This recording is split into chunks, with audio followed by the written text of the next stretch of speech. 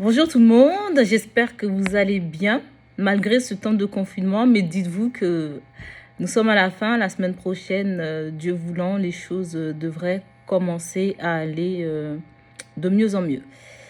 Donc continuons quand même à faire attention à nous et surtout continuons à prier parce que c'est vraiment des moments difficiles que nous traversons et il n'y a que le Seigneur en fait qui peut nous garder.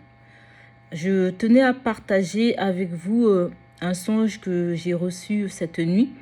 Je parle de songe parce que je suis sûre de moi. Je ne suis pas une personne, Dieu m'a parlé, Dieu m'a dit. Si je ne suis pas sûre que c'est un songe, je demande à Dieu une confirmation par rapport à ce que j'ai vu. Et aussi, sinon, je n'en parle pas. Donc là, aujourd'hui, si je vous en fais part, c'est parce que je suis sûre de ce que le Seigneur m'a montré. Et en fait, c'est un songe qui est en deux parties. La première partie, elle ne concerne pas le sujet de cette vidéo, parce que le sujet, ça concerne les jeunes de moins de 30 ans, voire même 20 à 25 ans max. C'est pour vous dire en fait de faire très attention à ce que vous écoutez. Le Seigneur m'a montré que, voilà, pendant ce songe-là, que j'étais invitée à une manifestation, en fait, religieuse, enfin chrétienne, à laquelle j'étais invitée. Et en me rendant à cette manifestation, je me suis retrouvée, en regardant en recul, en fait, il y avait des jeunes qui étaient sur un pont.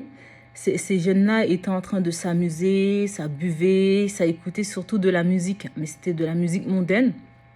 Et c'était vraiment très convivial. Et il y avait même un couple d'homosexuels hommes. Et à un moment donné, l'un des jeunes homosexuels m'a vu en train de les observer, en fait, sur ce pont-là. Et il a dit à l'un qui était là, qui ne m'avait pas vu en fait en train de les observer, qui m'a dit, ben elle là, viens, on va lui montrer. Et donc du coup, l'autre s'est tourné vers moi. Et tout de suite, je me suis retrouvée transportée dans les airs. Et celui qui était homosexuel, il a commencé par me montrer des choses. En fait, je voyais le monde d'en haut.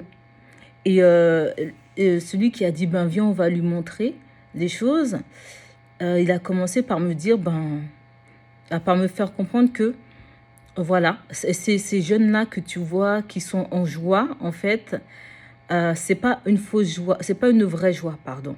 C'est une joie éphémère. Parce qu'on leur met de la musique et c'est cette musique-là, en fait, qui les rend joyeux pour un temps, mais en même temps, cette musique-là est en train de dévorer leur âme. Cette musique-là est en train de détruire leur âme. Elle s'empreint, en fait, de leurs émotions. C'est cette musique-là qui leur fait se sentir un moment bien. Donc, quand je voyais ces jeunes-là en train de danser, en train de festoyer, ce n'était pas eux, c'était vraiment la musique en fait qui les égayait. Mais au fond d'eux, ils étaient tristes. Et l'ennemi monte, parce qu'en fait, ces personnes-là que j'ai vues avaient pris des formes humaines et c'était des démons plus âgés, mais qui avaient pris l'apparence de jeunes pour pouvoir justement tromper les autres jeunes. Et il disait que c'est pas cette musique-là qui contrôle les jeunes, qui contrôle l'esprit des jeunes, qui contrôle surtout leur âme, parce que c'est l'âme qui est le plus précieux en fait dans le corps, parce que quand on meurt, c'est notre âme en fait qui sera jugée. Et en fait, ils étaient fiers d'eux en fait de me raconter ça. Et ils disaient, si tu veux voir, je te montre la preuve que voilà, nous, par la musique, à quel point on contrôle ces jeunes-là. Et il montrait, on voyait bien, moi j'étais en haut, je voyais le monde. Et il faisait un signe de la main. Et quand il faisait un signe de la main, il y a un jeune qui mourait. Il faisait ça, c'est comme si en fait il tirait avec un pistolet sur un jeune et le jeune mourait. Il mourait instantanément. Et du coup, il y avait du sang qui giclait à chaque fois. Mais il était vraiment, les deux là, ils étaient sûrs, ils étaient très contents d'eux, en fait. Le fait de pouvoir tuer ces jeunes-là comme ils le voulaient. Parce que comme ces jeunes utilisaient, écoutaient leur musique à longueur de journée, donc du coup, la musique les rendait complètement soumis à ces démons-là. Parce que la musique, on le sait tous, la musique véhicule un message. Et en fonction du message, notre esprit s'emprunte de ce message-là, notre âme aussi. Donc, du coup, si on écoute de la musique triste, on devient triste. Si on écoute de la musique joyeuse, voilà, on devient joyeux, etc. Donc, voilà, il était sans pitié pour ces jeunes avec lesquels on voyait qu'ils s'amusaient pourtant. Et à un moment donné, je ne sais pas trop ce qui s'est passé, le chef de ces démons-là les a exécutés. Mais il les a sans pitié, hein, pas. Il les a tués. Et il a commencé à vouloir, voilà, se montrer devant moi. Oui, c'est moi le chef, etc. C'est moi qui commande. Voilà. Il a commencé à m'emmener un peu plus loin pour montrer comment il dominait sur le monde, comment il dominait sur les jeunes. Et tout d'un coup, pendant qu'on s'est arrêté sur les heures et sur les airs, il me parlait. Il y a un autre démon, mais celui-là, il était grand, il était très baraqué, il était noir aussi, comme le sous-chef. Il était vraiment noir, il est sorti de nulle part comme ça dans les airs. Il a chopé l'autre qui était en train de m'expliquer comment il contrôlait les jeunes. Il a commencé à lui dire, mais qu'est-ce que tu fais? Pourquoi tu lui racontes tout ça? Je t'ai dit de la tuer. Et donc du coup, le sous-chef, il m'a regardé, il a compris que je n'étais pas des leurs en fait. Parce que il m'avait emmené pour me montrer tout ça, parce qu'il pensait que j'étais des leurs. Mais c'est le Seigneur qui a voilé mon identité à ses yeux pour que pour qu'il ne sache pas qui je suis.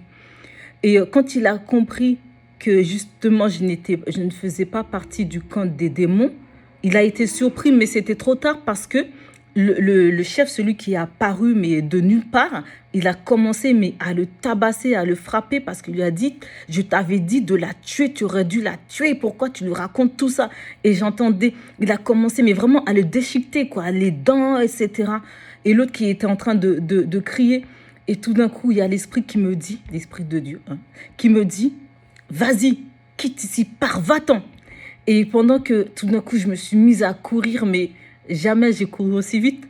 Et j'entendais quand même le massacre que le grand chef faisait sur l'autre derrière moi. Et l'esprit me disait en fait les directions que je devais prendre. Si je devais aller à droite, il me disait va à droite. Si je devais aller à gauche, j'allais à gauche. Si je devais aller tout droit, il me disait vas-y, continue, ne t'arrête pas. Je vais te montrer une bâtisse là où tu dois aller te réfugier. C'était une église en fait. Pendant qu'il me parlait de l'église là où je devais aller me réfugier, et j'avais l'image de cette église là. Mais c'était une grande, mais l'église était immense. On dirait que cette église là prenait tout le monde, en fait, le monde, la terre entière. Et elle était très grande, elle était très belle. C'était une grande église toute blanche. Et pendant je courais, l'autre me coursait aussi, mais voilà, il était vraiment devancé. Et à un moment donné, au moment où j'entrais où j'arrivais pour entrer dans l'église, je me suis réveillée. Et tout ça pour vous dire, en fait, j'ai pris conscience que effectivement, vous les jeunes, faites très attention. Faites très attention à ce que vous écoutez, aux messages que vous entendez. Parce que vous pouvez vous dire, oui, ce n'est qu'une chanson. Mais la chanson qu'il a écrite, la chanson, elle a été inspirée par qui? C'est pas parce que vous entendez une personne chanter « Mon chéri, je t'aime, ma chérie, je t'aime », mais tu sais de quel chéri il ou elle parle. Qu'est-ce qui te dit que sa chérie, ce n'est pas une sirène? Qu'est-ce qui te dit que son chéri, ce n'est pas un démon? Il y a des rappeurs hein, qui le disent, hein, qui témoignent que voilà, moi, pour écrire mes chansons, je dois être dans le noir et c'est une main que je vois écrire les chansons. Et toi qui entends la parole, même si tu n'as pas encore donné ta vie au Seigneur, tu entends la parole, tu sais ce que c'est, mais tu vas répéter ces paroles-là de ces chansons qui ont été inspirées dans le monde des ténèbres à ces rappeurs-là ou à autres. Donc, dis-toi bien que quand toi, tu chantes ces chansons-là, ces paroles-là, tu proclames des choses sur ta vie. Le gars qui va chanter, oui, je me sens d'humeur suicidaire, oui, voilà, j'ai envie de buter tout le monde. Toi, tu vas dire, oh, mais c'est juste mon son, j'aime bien l'air, j'aime bien le style, oui. Mais dis-toi que ton âme, ton esprit sont en train de s'imprégner de tout cela. Et au bout d'un moment, la parole de Dieu que tu as reçue, tu ne l'auras pas arrosée. Parce que justement, tu vas arroser la parole de Dieu de quoi? Tu l'auras arrosé des paroles que tu entends dans ce monde, de la musique mondaine. Or, Dieu ne demande pas ça en fait. Nous, notre nourriture, elle doit être la parole de Dieu et aucune autre nourriture. Effectivement, il y a des chanteurs, hein, il m'arrive d'écouter, mais plus par rapport parce qu'il m'arrive de faire des exercices rythmiques. Et donc, pour écouter tout style musicaux, il m'arrive d'écouter la musique mondaine. Je ne dirais pas que non, je ne vais pas vous mentir que je n'écoute pas. Mais souvent, quand j'écoute la musique mondaine, c'est, tiens, le tempo, tac, le reggae, c'est ça. Salsa, c'est ça. Tango, c'est ça. C'est vraiment pour habituer mon oreille aux différents styles musicaux. Mais au bout d'un moment, même ça m'énerve. Au bout de 3 minutes, ça m'énerve. Je laisse tomber parce que je ne trouve pas de saveur, je ne trouve pas de goût. Et même des fois, je dis, Seigneur, voilà, j'écoute ça parce que, tu vois, je dois m'exercer pour telle ou telle chose. Mais je ne m'arrête pas là, je ne m'arrête pas aux paroles, en fait. Y a beaucoup de jeunes qui passent leur temps, nuit et jour, à écouter de la musique du monde, quoi. Dites-vous bien que quand j'ai fait ce songe et que je me suis réveillée, je me suis dit, mais la musique, oui, elle a un grand pouvoir. Elle a vraiment un grand pouvoir et l'ennemi l'utilise. Parce que Satan, il était bien, c'est celui qui dirigeait la louange. Et quand Dieu l'a renvoyé sur la terre, il est parti avec ses dons, en fait. Donc c'est pour ça on voit que beaucoup de chanteurs, chanteuses font des pactes et tout ça pour devenir célèbres. Mais n'imitez pas le monde, n'imitez pas ces chanteurs, ces chanteuses. Et surtout, par pitié, faites attention. Parce qu'en écoutant ces chansons-là, en répétant les paroles, vous vous liez inconsciemment au monde des ténèbres. Donc c'est vraiment un avertissement que le Seigneur envoie aux jeunes. Parce que l'ennemi, oui, quand on est jeune, on a vraiment cet avenir-là. Et ne donnons pas l'occasion à l'ennemi de détruire notre avenir, ce bel avenir que le Seigneur a prévu pour nous. Donc, c'est ce que je voulais vous apporter, parce que dans le songe, vraiment, il était sans pitié. On sait que Satan, il n'a aucun sentiment, en fait. Mais il était vraiment sans pitié. On voyait, il rigolait avec vous. Il dansait avec vous. Il prenait votre apparence pour vous ressembler. Mais au fond de lui, il avait la haine envers vous. Parce que quand je le voyais en haut dans les airs, comment il suffisait juste qu'il appuie. On voyait les âmes mourir comme ça.